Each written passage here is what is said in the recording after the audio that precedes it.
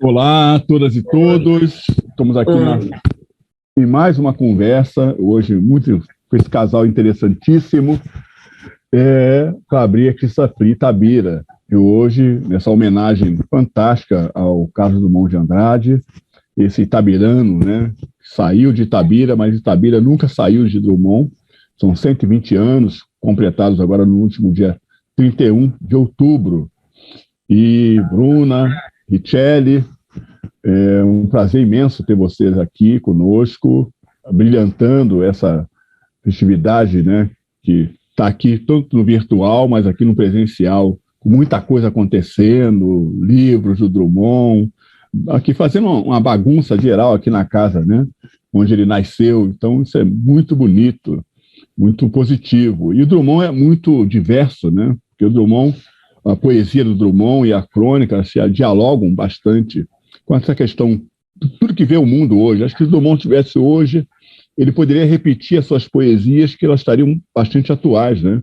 Você tem textos, poemas de Drummond que parecem crônicas, né? Você tem crônicas de Drummond que parecem poesias. Então, e ele usa um pouco da poesia na crônica, faz essa mistura toda, né? Eu uma vez perguntei para ele, né, que eu era muito ousado, então conheci Drummond muito novo, e ele, mais ousado ainda e louco, me recebeu. E eu perguntei para ele por que ele não escrevia romance, né? Ele tipo assim, né, saiu pela tangente. Isso não é para mim, não. Tipo assim, isso não é para mim, né? Essas coisas muito longas assim. Ele era um mineiro que gostava das coisas muito práticas ali, que terminasse logo, né? Então um poema terminava logo. Quando ele começava a escrever um poema, o processo era muito rápido, assim, como se aquilo já tivesse dentro da cabeça dele e tudo mais. Pelo menos foi o que eu senti, né, em Drummond. Mas eu queria que a gente conversasse aí, uma pergunta para os dois, que os professores de Itabira gostariam de saber o que vocês diriam, recomendariam um professor que estaria usando hoje a obra do Drummond em sala de aula, entendeu? E assim, qual a importância que vocês veem da poesia na educação hoje, tanto dos alunos de Itabira como dos alunos do Brasil, de modo geral? Tá. Posso começar? Primeiras damas, né? Primeiro, delícia falar com você, Tom, muito bom, assim, parece que a gente é amigo há muitos anos, né? Amigos desde Drummond, né? Desde Drummond. E uma delícia, e você como professor também, está incluído nesse, a importância do professor levar a poesia.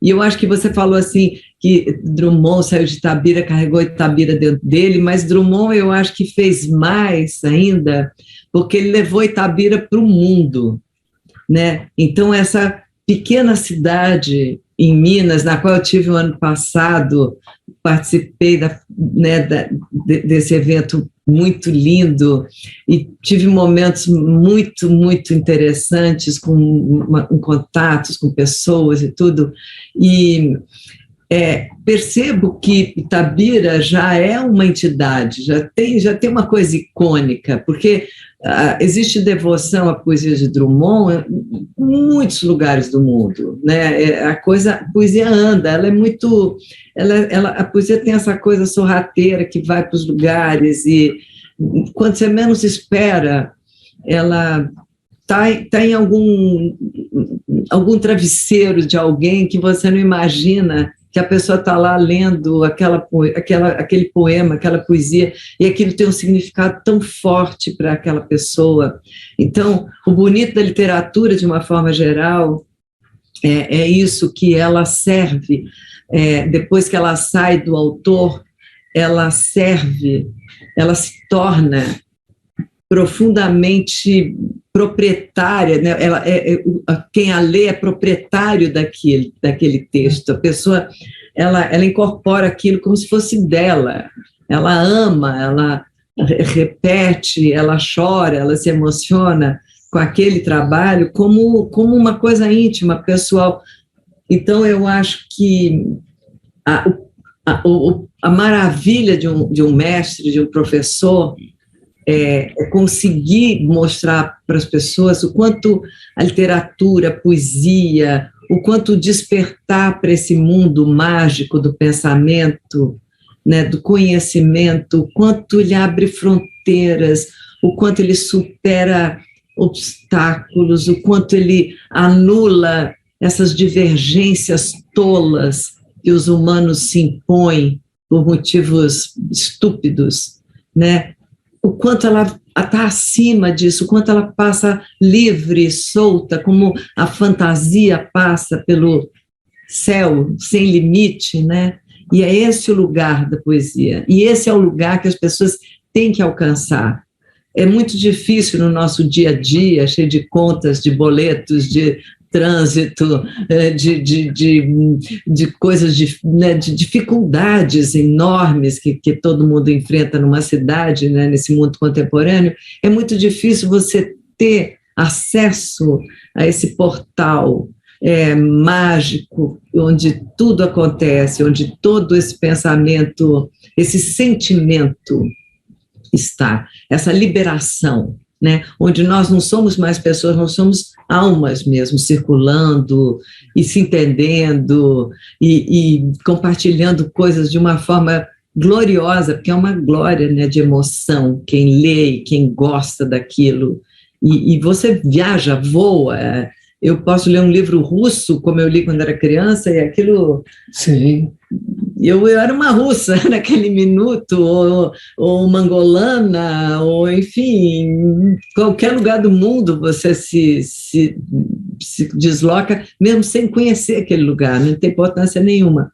Então, imagina a capacidade que o professor tem, essa chave na mão, para poder dar para um aluno. Olha aqui, vou te dar a chave de um portal, aproveite, né? Isso é uma autoridade do céu, né? Vamos dizer assim. Um bom professor é o maior influenciador que existe. Ah, sim. Super importante, né? Bom, eu falaria isso tudo que a Bruna falou. É interessante apresentar para uma criança, para um adolescente, uma outra coisa do mundo, né? Um mundo tão materialista, tão de fatos e coisas, você fazer essa coisa, chegar a essa adolescente, essa criança, e a qualquer um, né? Esse outro mundo. Eu me lembro, embora a gente, quando seja menino, nem sabe muito porque aquilo te interessou. Né? Interessante que você falou que o Drummond escrevia muito rapidamente aquelas poesias.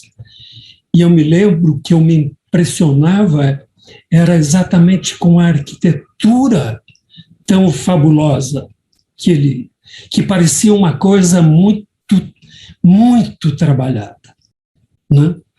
E esse é um aspecto que eu acho importante e interessante na poesia. A poesia faz você pensar e interpretar as coisas, porque ali não é como a prosa, onde tudo é encadeado de uma forma já contando algo.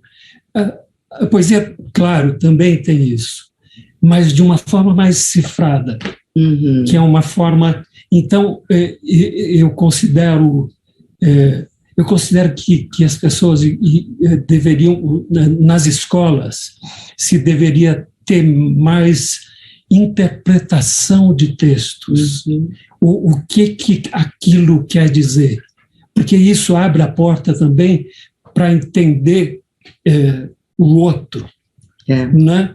E eu vejo, nas mídias sociais, é uma coisa, você fala uma coisa, os caras não têm a menor noção do que você está falando. Eles não têm a capacidade de entender uma ironia, e nem precisa ter ironia. Não conseguem entender aquilo que você está falando. Então, como é possível o entendimento, ter entendimento entre as pessoas, né?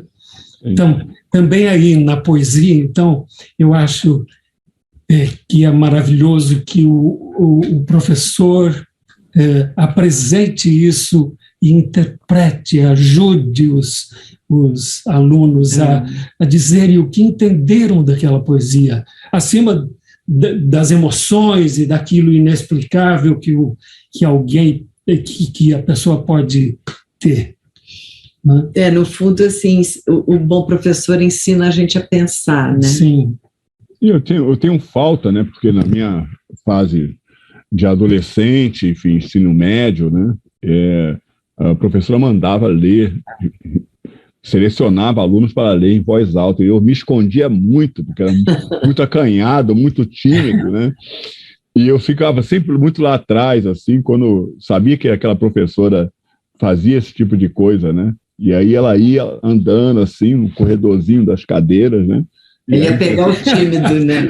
Ia lá, me levava lá, eu gaguejava muito, e eu fui aprendendo a decorar. Então, por isso que eu comecei a decorar muita coisa, porque eu sempre achava que ela ia pedir alguma coisa, e eu comecei a guardar. Para decorar, você precisa entender o sentido. Porque decorar sem saber do que você está falando é difícil, né? Não, é o que eu fazia, Richelle, que era ficar lendo em voz alta em casa, né? Sim. Primeiro, quer dizer, para espantar esse pavor de ler em voz alta. Então, ler em voz alta faz com que as coisas ressoam diferente. Você se escuta lendo, né? E aí você se corrige lendo também. E acho que isso é fantástico em termos da leitura. Acho que devia ter em sala de aula mais esse tipo de coisa, ler poemas, sabe? Enfim, trazer o aluno para esse universo. A outra coisa, assim, você devia ter um nível de leitura para sei lá, o ensino fundamental. O aluno tinha que terminar o ensino fundamental com tantos livros lidos, entendeu? Terminar o nível médio com tantos livros. Porque a gente pega alunos do nível superior e o pessoal não lê nada, não tem nenhuma. Esse letramento é zero, sabe? E aí está muito aqui no autoajuda, né? Mas, assim, os livros de literatura, os grandes autores, as pessoas realmente não leem, né? E eu estava conversando um bate-papo aqui na FLI, Tabira, com o poeta Eri Semog, e aí o Eri Semog falou que foi um poema dele, estava aí em Salvador, sentou num bar, e aí quando ele olha na parede, assim, imensa, um poema dele. Só que não tinha o nome dele. Aí ele leu o poema e chamou o camarada do bar, né? Falou assim, esse poema aqui. Eu gostei muito, eu peguei num livro. Aí falou assim, esse poema é meu. Aí o camarada ficou admirado que tinha encontrado o autor do poema lá, né? E aí já prometeu botar o nome dele lá embaixo, né? Do Eri Semog, do poema, né? Então, assim, como né, você estava falando de Drummond, quer dizer, como o ato de escrever, assim, a coisa extrapola, né? Quer dizer, você escreve algo e essa coisa tem uma vida própria, né? Tem vida própria. Cada um que lê incorpora aquilo para si, né? É dele, né? Toma essa propriedade, é verdade. E o que você publica realmente você jogou no mundo, você nunca mais sabe o que... Às vezes você tem ótimos e muito, muito felizes retornos, né? E você compreende uma trajetória, algumas trajetórias, mas o bonito é isso, eu acho, é que... Como viaja, você não sabe a quem você tocou. Quem você tocou. Uma vez, você lembra que a gente estava no aeroporto em Barcelona? Me lembro perfeitamente.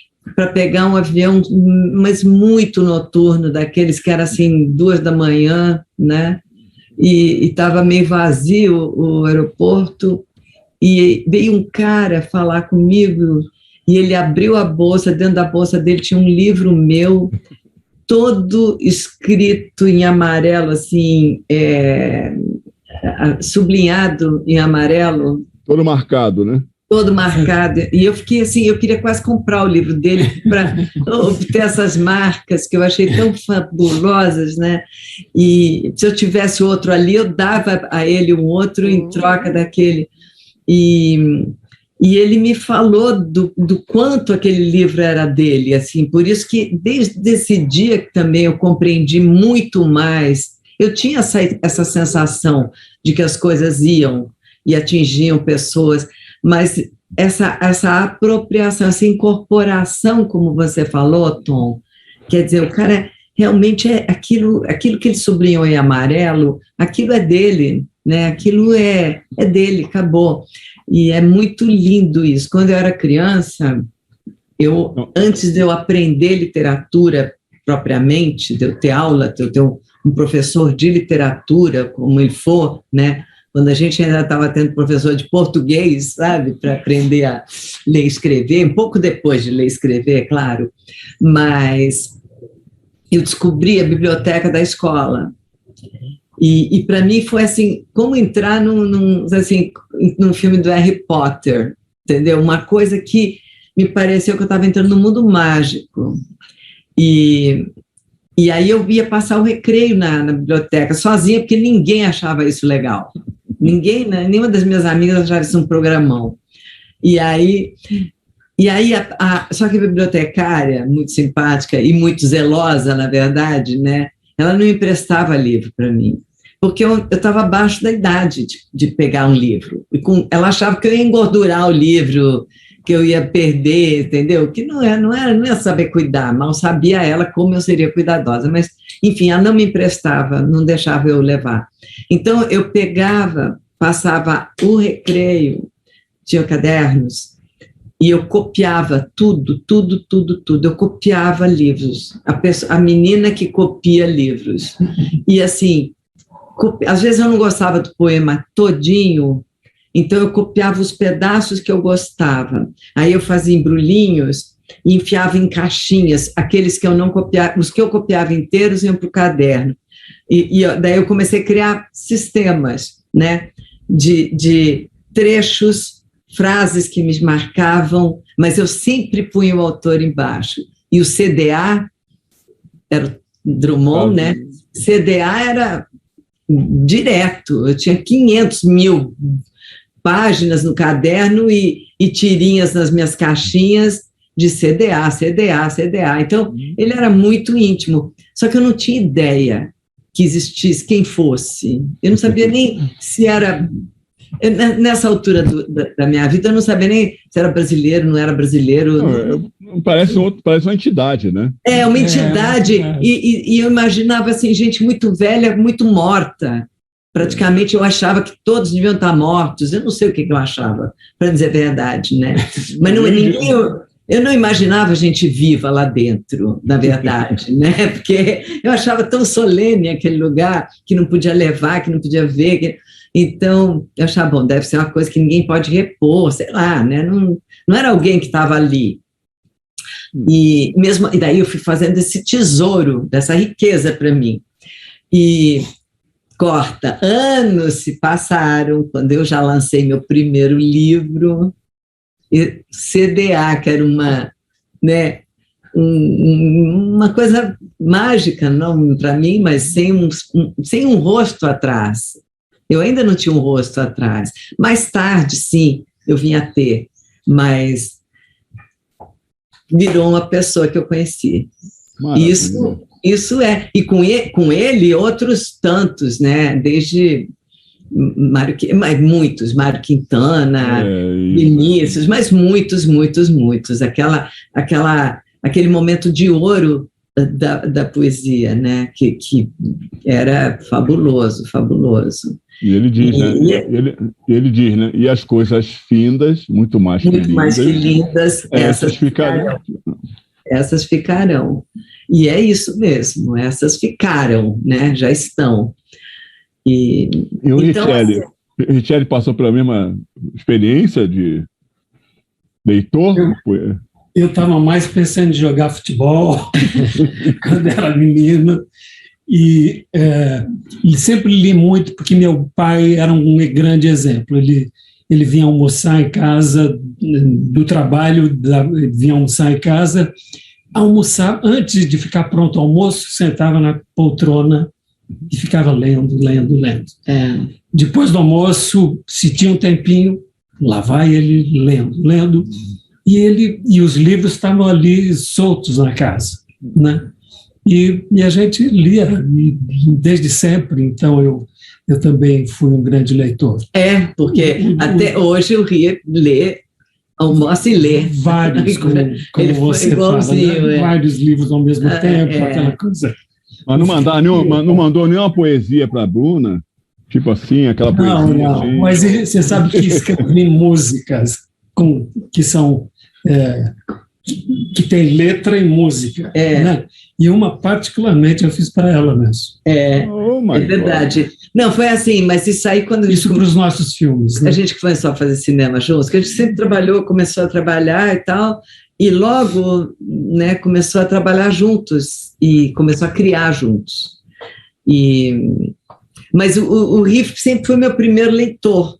Tudo que todos meus, assim, eu tinha originais, eu tinha um poema, tinha uma coisa, ele lia.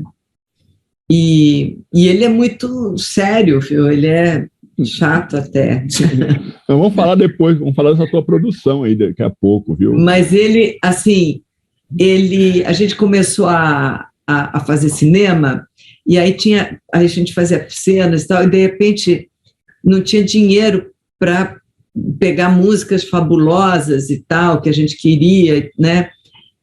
Mas, assim, vamos fazer... Aí o Rie pegava e falava, vamos fazer uma música. Eu fazia uma letra, aí ele fazia a música, aí a gente fazia, pá. Aí, como amigos maravilhosos gravaram, Caetano Veloso, Maria Bethânia, Gil Arnaldo Antunes, só craques. Adriana Calcanhoto. Maravilhosa. Né? Aí um dia o Rie chega, a minha revelia, e fez letra e música. E aí ferrou. Quase acabou o casamento. Quase acabou o casamento. Carreira solo, né? Virou carreira solo. Aí eu falei assim, gente, a gente tinha uma brincadeira, porque um dia a gente fez uma música ruim. A cena pediu uma música ruim. Aí eu falei, não posso pedir para nenhum amigo compositor. Olha, me dê uma música ruim para eu botar nessa cena, né? Aí eu falei, vamos ter que fazer essa música ruim.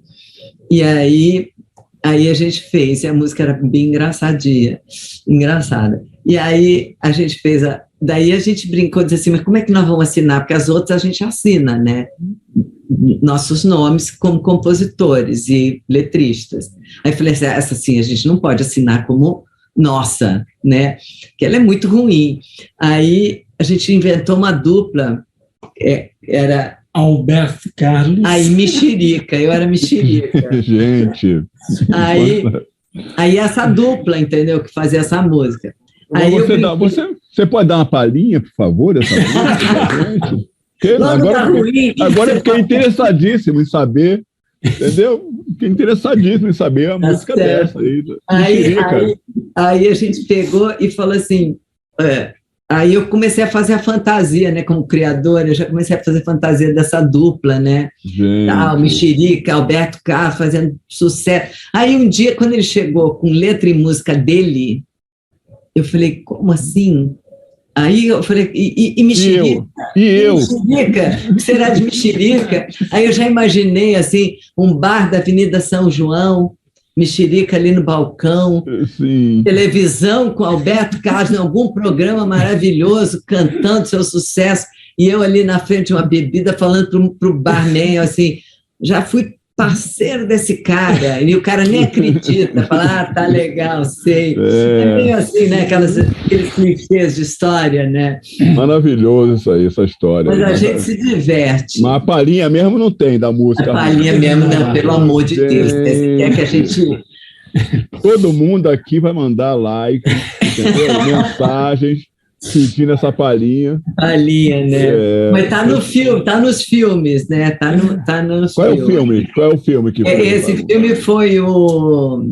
Esse aí foi... O Amor e Samba? Não, foi Onde Está a Felicidade. Onde Está a Felicidade. Maravilha. Vamos atrás dos filmes aí, por favor. E revelar essa música impressionante. Mas é uma maravilha. Não, mas é bom porque são compositores ecléticos, porque assim, uma cena pede um forró. Aí a gente faz um forró que o Gil cantou, que é maravilhoso. Esse que ele fez letra e música, muito boa. Eu dei umas palhinhas nesse, eu também tenho uma certa autoria desse. Não vou deixar barato, não. Mas o que é muito interessante essa coisa da criação, né? Porque nós que estamos no ato de criar, né? A minha prática, eu lido com literatura, então eu escrevo e leio todos os dias, então é uma coisa normal. Em qualquer lugar eu faço isso, né? Então hoje eu tive uma rotina bem grande com essa coisa da Itabira, tudo isso que está acontecendo, tal. Mas eu acordo um pouquinho mais cedo e vou escrevendo. Eu sempre estou escrevendo alguma história, sempre estou escrevendo alguma coisa, e leio, né? Assim, tem livro que eu leio no banheiro, tem livro que eu leio na sala, tem livro que eu leio na cama, aqui no escritório. Então, eu estou sempre lendo, e coisas que eu preciso ler mais rápido para escrever, algum tipo de resenha, de crítica, né? Mas é muito impressionante isso, ainda mais assim com um casal, né? Como juntar essas ideias e elas darem certo, né? Vamos fazer uma coisa ruim? Vamos fazer uma coisa boa. Vamos fazer um forró? Ok, né? Pois é. E a gente continuar, né? Quer dizer, não chegar nas vias de fato, né? Porque criação é muito complexo, né? São coisas muito... Você mexe com coisas... A parte de quem? Parte de quem, geralmente? Quem é que dá sempre o start? E vocês dois? Essa coisa da música fui eu mesmo. Por necessidade, como diretor, eu lá na ilha de edição e tal, eu falava, puta, precisa de uma música assim, aqui e tal. E daí começava a pensar, principalmente no carro, indo para as locações e tal, eu ficava ali escrevendo já uns versos, e depois já ia botando música, e depois, como eu não toco nenhum instrumento, daí eu mostrava para o diretor de música, musical do filme. Cantando. Ele cantava para ele e falava, mais ou menos assim e tal. E ele fazia o arranjo, ele dizia também mais ou menos como eu pensava, o arranjo e tal. Né?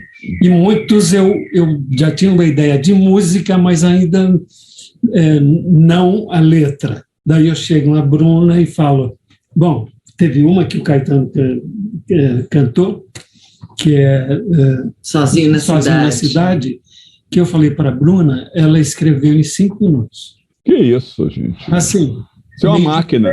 Máquina. De pé, eu na minha mesa de trabalho, ela na mesa dela, eu falei assim, puta, eu estou precisando e tal. Ela... Como é que é? Escreveu 5 minutos. Assim como Drummond. Em pé. Escreve rapidinho. É que o Drummond, uma vez eu estava sentado com ele, e ele começou a escrever, e aí, ele até me deu, não me lembro mais o texto, né? E ele perguntou, o que você lê, o que você acha, né? E aí eu vi que era um texto novo dele ali. Não tinha título aquele texto. E aí eu falei, legal. Imagina eu dizer, não, é uma porcaria, Drummond. Imagina eu falar isso pro Drummond, né? Não, isso aqui é uma porcaria. Eu falei, não, bem legal, tal, enfim. Mas eu senti que foi algo que ele escreveu ali naquele processo, né? Então você via, é um cara que lia muito jornal, sobretudo o Jornal do Brasil, né? Que ele escrevia para o Jornal do Brasil. Mas eu acho que o processo de criação tem coisas que você leva, assim, um tempo maturando, tem outros que saem. Às vezes eu estou deitado assim e vem uma ideia, e aí eu levanto e rapidinho. Já vai. Sai pronta, né? Sai bem pronta. E eu tenho mania de levar sempre um caderninho comigo, sempre estou em algum lugar, sempre com um caderninho, vem uma ideia, eu vou lá, anoto no caderninho, depois desenvolvo. Enfim. Então, acho que o criador é isso, né? O artista, de um modo geral, acho que é um pouco disso, né? E assim, e Drummond, você já falou, né? Como entrou na tua vida, né? Ali, já na fase de estudante, né? E essa coisa do mito, né? A gente acha que o mito esse nome está tão mal usado hoje, né? Essa coisa do mito, né? Tão mal usado. É uma belíssima palavra, né? Exato. Mas não é o momento de usá-la. E aí, quer dizer, o que acontece? A gente olha para um cara como o Drummond e parece que ele não existe, né? Parece aquela coisa assim, uma entidade que, sabe, só está ali no papel. Quem é esse cara, né? Enfim, será que dá para tocar nele, né? Sabe? Mas ele está ali, é vivo e é um cara de carne e osso, como todos nós, e uma grande humanidade, né? Eu acho que tem escritores, tem autores, tem artistas que não tem essa humanidade assim, né?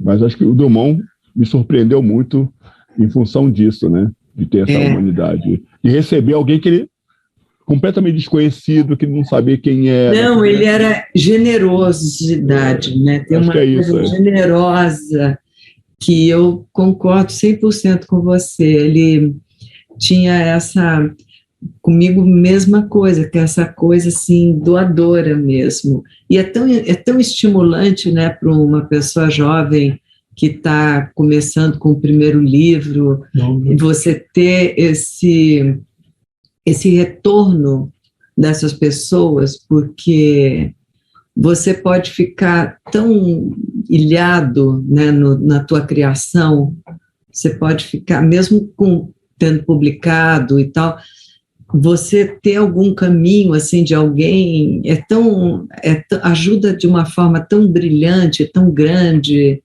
te estimula mesmo, porque, na verdade, eu não acho que a gente escreva, nem eu, nem você, nem o Drummond, ninguém escreve porque vai fazer sucesso, ou porque vai ser lido, ou porque vai ser comprado, ou porque, seja o que for, vai ser premiado. Eu não acho que é isso o que movimenta a energia da criação, né? Eu acho que o que movimenta a energia da criação é a devoção. É um serviço, na verdade. Você está servindo.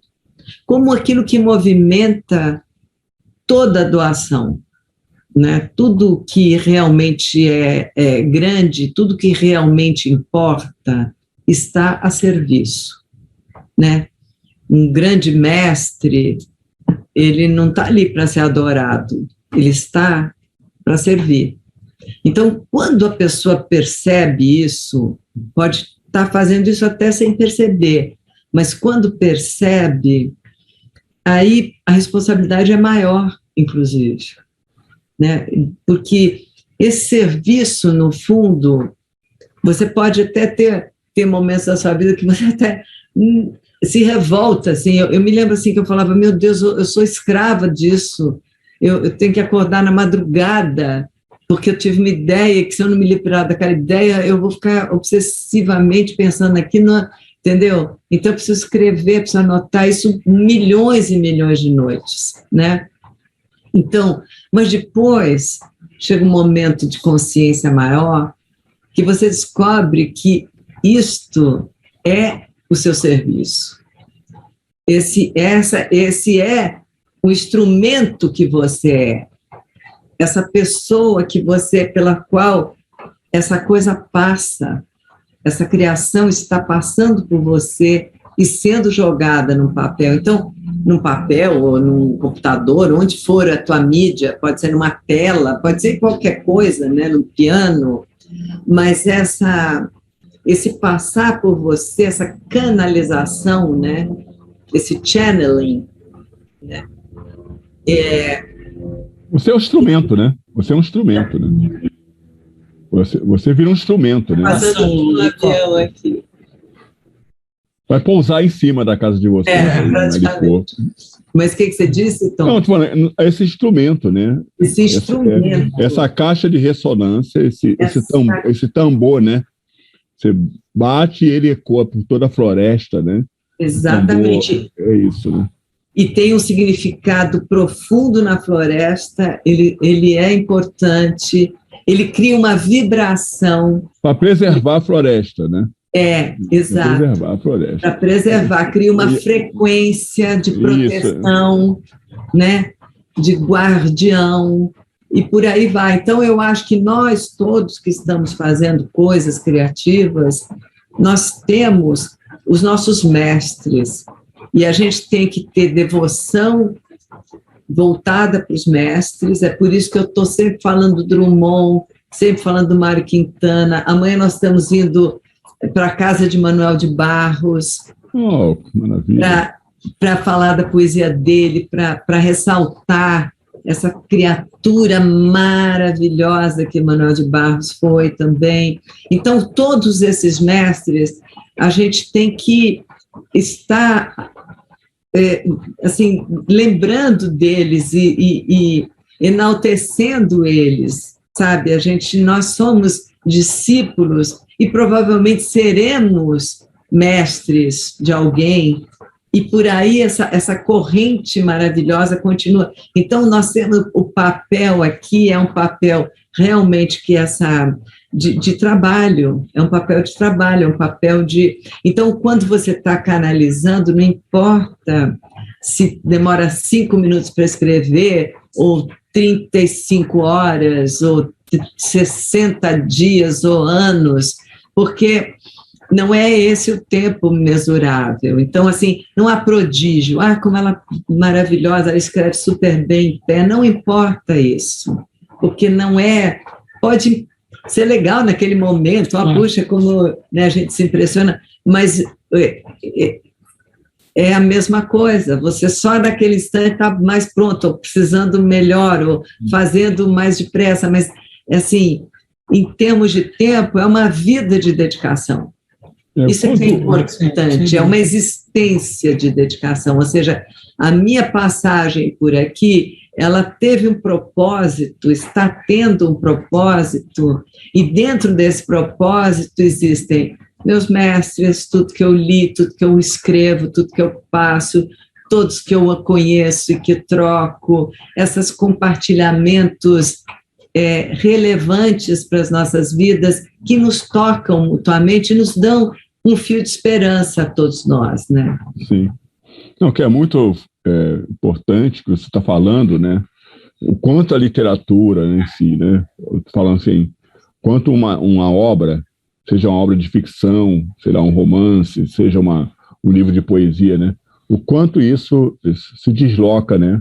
Dentro do tempo, né? Ou seja, quanto se toca nas pessoas e vai salvando as pessoas em algum momento, né? Que é essa coisa do tambor, né? Esse som do tambor na floresta protege a própria floresta, né? O quanto a vida, né, da poesia, a vida da criação literária vai salvando pessoas em todos os cantos, né? Completamente, completamente, salvando é a palavra correta. O quanto que não mexe, né, com as pessoas, né, com os sentimentos dela, quanto elas se veem, né, nesses processos todos. Eu queria aqui ler um trechinho de um poema do Drummond chamado Nosso Tempo, que a gente está falando de tempo, né? E aí eu queria fazer aqui essa leitura, depois eu vou cobrar de vocês leituras aí também, viu? Ele fala assim, no Nosso Tempo, né? Está aqui no livro Rosa do Povo. Aqui, A Rosa do Povo, que é um livro, adoro esse livro, uma edição nova aqui, uma edição nova da Record, né? É maravilhosa, eu tenho essa também. Aqui, ele fala assim, este é o tempo de partido, tempo de homens partidos. Em vão percorremos volumes, viajamos e nos colorimos. A hora pressentida esmigalha-se em pó na rua. Os homens pedem carne, fogo, sapatos. As leis não bastam. Os lírios nascem da lei. Meu nome é tumulto e escreve-se na pedra. Então, Drummond, aqui, imenso, né? Falando tudo que a gente está pensando e está aqui desenvolvendo. Né? O quanto o mundo atual está nesse pequeno poema do Drummond. Esse pequeno poema está presente no que a gente está vivendo mesmo. E o quanto, sim, o Drummond, como é que ele fala de pedra, né? Quer dizer, Itabira, a mineração, né? Como é que ele fala... A pedra no caminho. A pedra no caminho, quer dizer, como ele fala dessa coisa o pó na rua, né? Ou seja, a mineração produzindo, né, pó, né, sobre as casas, né? As casas que espiam os homens que correm atrás das mulheres. Nossa, né? é lindo. Esse é então, muito assim, então, esse é o Drummond. E o Drummond de vocês? O que você escolheria para dizer? Olha, eu, assim, tem várias coisas que eu escolheria, muitos. Eu, por exemplo, eu amo Tarde de Maio. Então, eu vou ler aqui o comecinho do pós-fácil que eu escrevi para o Impurezas do Branco, né, que é essa edição nova da Record sobre o Drummond, dos livros do Drummond, que é maravilhosa. O poeta quieto, discreto, taciturno diz: o tempo é minha matéria, o tempo presente, os homens presentes, a vida presente. E cada livro é um retrato seu e do sentimento que o tempo, as pessoas e as coisas imprimem em seu coração. Um coração menor que o mundo, onde não cabem suas dores e nem as dores dos homens. O poeta diz que desaprendeu a linguagem que os homens se comunicam, mas, na verdade, continua se comunicando a cada nova geração. Sua poesia fala diretamente ao coração de centenas de milhares de pessoas que o descobrem. Cada um sente a intimidade de sua voz, a abrangência de sua visão, e se torna uma espécie de devoto. As Impurezas do Branco começa justamente falando do Deus comunicação. Em tempos acelerados de consumo, o meio é a mensagem, como disse Marshall McLuhan. E, na nova aldeia global, os meios de comunicação se tornam uma extensão do homem. Drummond sente a fragmentação, detecta que estamos sendo invadidos e consumidos, antecipando os tempos atuais. Ele pergunta: quem nos salvará? Estamos no início dos anos 70 no Brasil, em plena ditadura, a repressão impera. A censura atinge todos os meios de expressão e a liberdade é sufocada nos porões. Drummond observa alarmado o mundo à sua volta. Questões sociais, políticas, cotidianas, vida e morte se entrelaçam em poemas espantados diante desse novo tempo. O poeta se rebela e sua vontade é de quebrar sentenças, reinventar palavras, distorcer o retorcido da vida. Posso, sem armas, revoltar-me. Diz o menino de 1918, que chamavam de anarquista, no poema A Dor e a Náusea. Em tempos conturbados, esses tempos conturbados vão ser o pivô de grandes mudanças e conflitos na história do mundo. Guerra do Vietnã, crise de petróleo, revolução sexual, empoderamento feminino, movimento Black Power, cultura pop. O advento da publicidade do consumo em grande escala leva a sociedade a um novo patamar de comunicação em massa.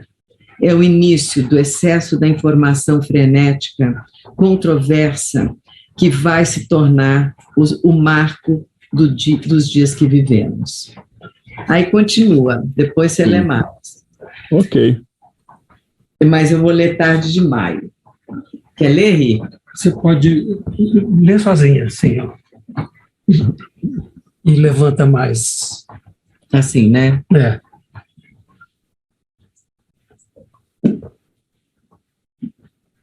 Tarde de Maio.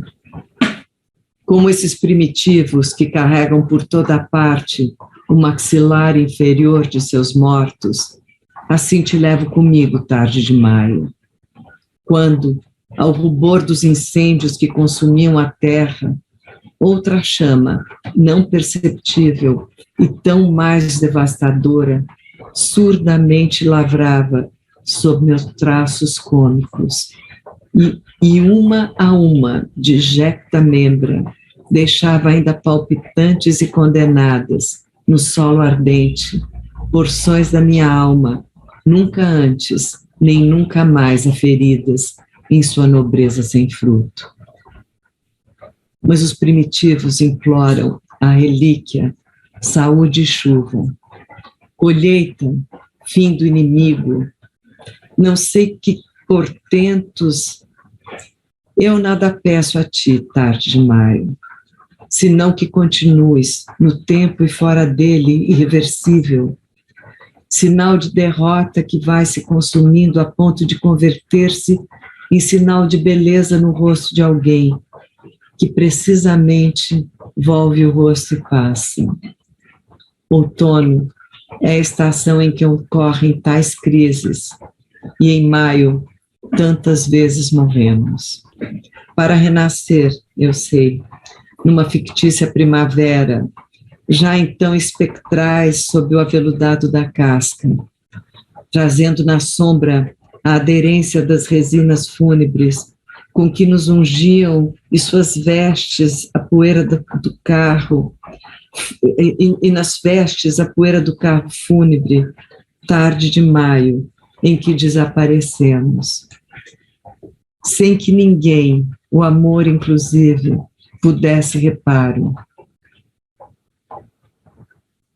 E os que o vissem não saberiam dizer se era préstito, agora já não.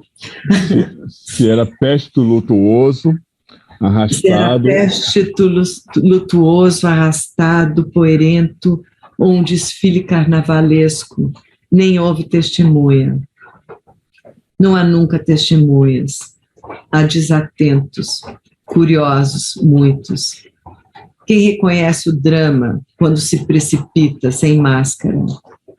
Se morro de amor, todos o ignoram e negam. O próprio amor se desconhece e maltrata.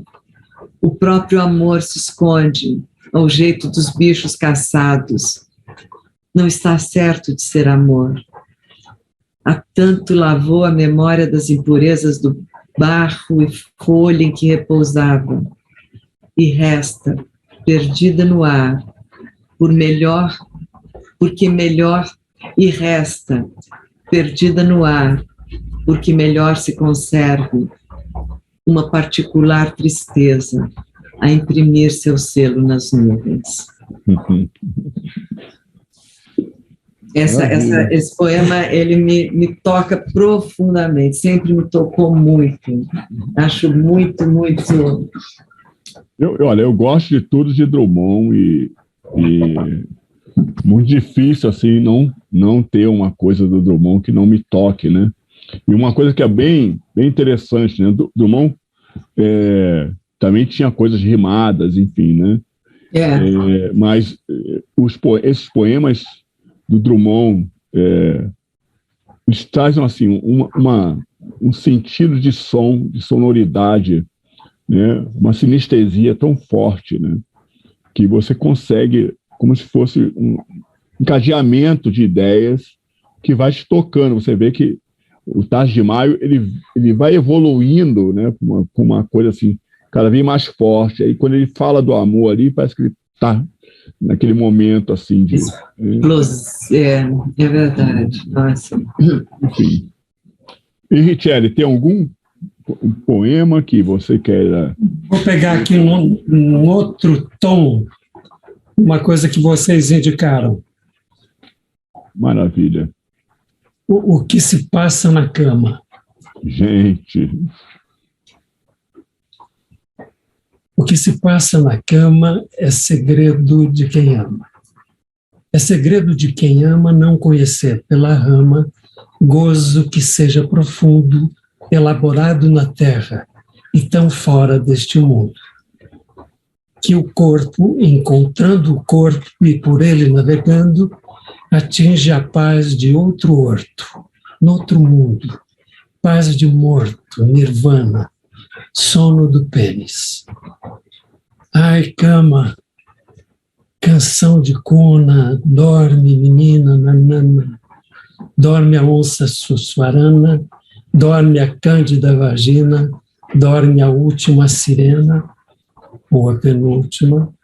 O pênis dorme, uma americana, fera exausta.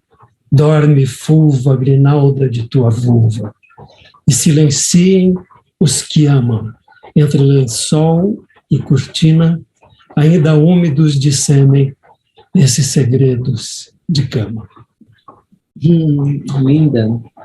E o Drummond, que essa coisa, como o Drummond falou do amor, né? E aquela do amor maduro está aqui também, né? Como é forte isso em Drummond, né? A poesia. E com essa pitada do erotismo, né? Sim. Em si, né? Que não é pornográfico, ele está ali naquele campo. Esse muito do seu tempo, esse é lindo também, mas deixa eu ler esse aqui, ó.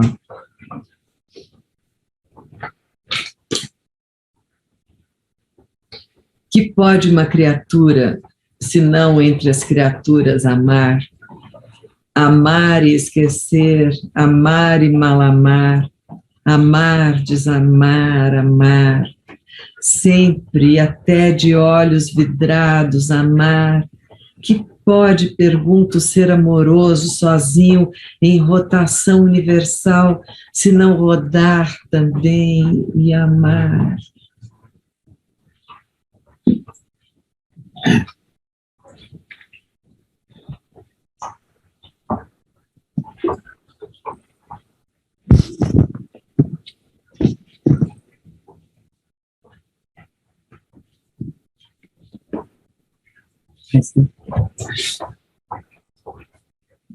E aí? Que tom a gente precisa terminar, né? Precisamos, estamos a caminho já disso, do término, né? Estamos. Mas assim, eu estava falando da poesia do Drummond, né? Essa coisa do amor, né? Como isso é forte do Drummond, mesmo quando ele não fala diretamente do amor, né? Uhum. Então, parece que a poesia dele perpassa uns sentimentos, esse sentimento de acolhimento. Ele fala da solidão de uma maneira sutil, né? Ele busca ali, ele fala das perdas, né? Ele tem um poema que ele fala do Chaplin, né? Lindo, Chaplin. lindo. É fantástico. Tem outro que ele fala do Machado de Assis também. Enfim, mas Drummond está sempre fazendo essa canalização, né, das coisas, né? Porque o amor, ele é um ser amoroso, né? Ele é um ser amoroso o tempo inteiro, assim, passa por ele, né? E ele era assim com as pessoas, eu acho, extraordinariamente amoroso, né? Agora, Bruno... Quer ler esse último? Qual? Esse aqui do... O Amor e Seu Tempo? Não. Deixa eu ver se é esse. Não.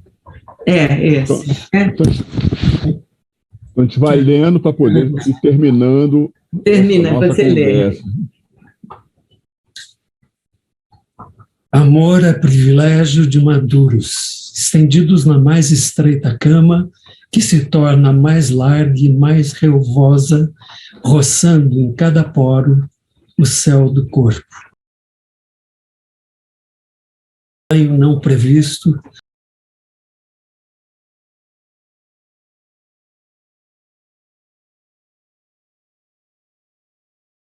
existe, salvo um minuto de vibrando no crepúsculo.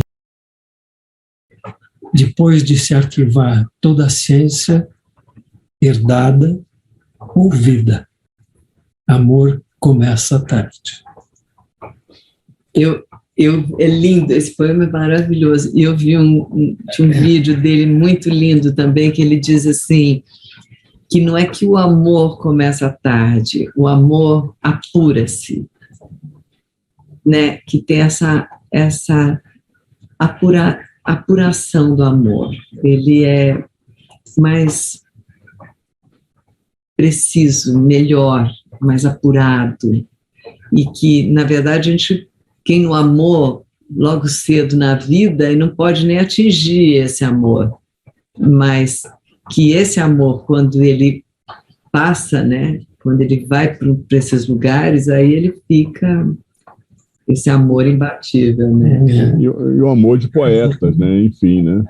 Então, acho que é por aí. Acho que o Drummond é uma mensagem, né, que o Drummond deixa. Eu acho que essa Free é muito especial no sentido de trazer esse Drummond de volta para todos nós.